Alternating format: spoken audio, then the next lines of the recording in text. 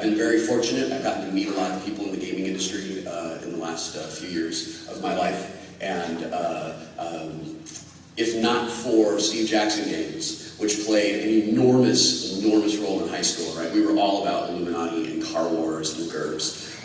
It was my right? Okay, so it was my fandom for Steve Jackson Games and my incessant talking about it when my blog first started that led me to meet Andrew Hackard, who is known to a lot of people as the Munchkin Czar.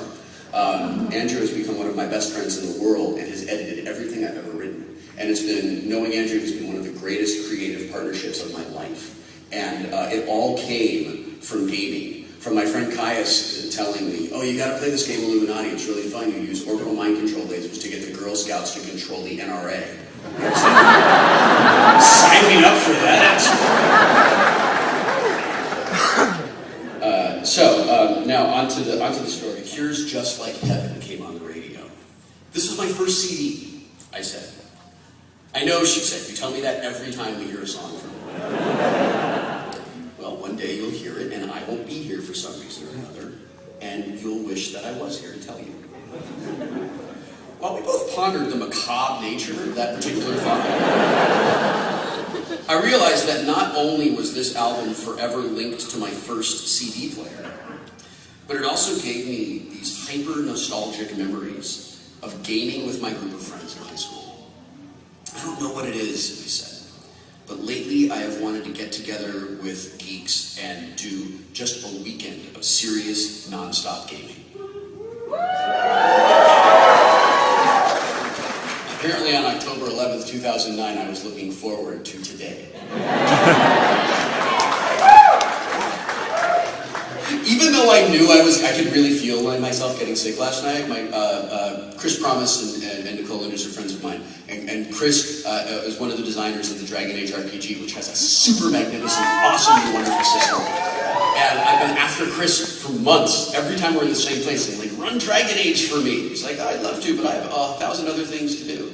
And last night, I got to play Dragon Age RPG for the first time, and guys, it's so much fun. It's so much fun, especially if you've played the video game, because then you get to sort of make out-of-game comments about how now you're covered with even more blood. Okay, sorry. I don't know what it is I said, but lately I've wanted to get together with geeks and do a weekend of serious, non-stop gaming. She glanced over at me. Yeah, but this is more than that usual, I want to go play Car Wars thing. This is a serious... I searched for the exact word to describe the overwhelming longing, approaching psychophysical need to play. And I settled on, it's like a Jones. Like an addict, you know? I wheeled around in my seat and I faced her. You know, it's like there's, aren't we getting on the 110? Oh, whoops, she said as she quickly changed lanes. It's like there's a monkey on my back. A gaming monkey. And he's rattling these dice in my ear. Oh, you mean like she's shaking them in a Yahtzee cup? She said.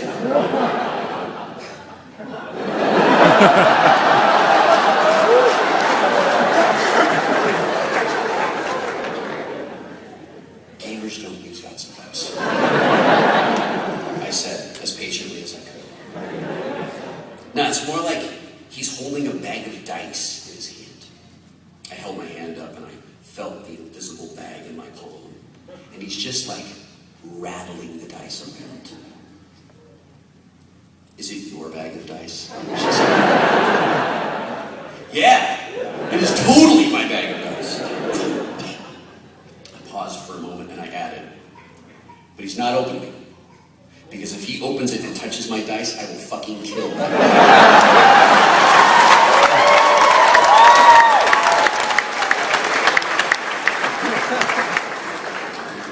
I went to my friendly local game shop for D&D game day, last year, I think. And I sat down. It's funny, you can play with these guys that have never played 4th edition, and remember when wizards had 4 hit points? And like you got one spell and you were like, I cast light into his eyes, I guess. And now I hide and hope that I don't die. So I played with this guy who obviously had not played since those days.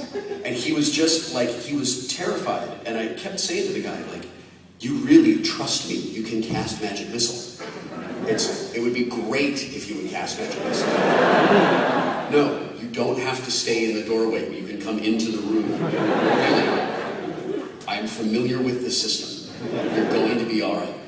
And in the talking of this, in the doing, so I finally convinced the guy to like participate in the game.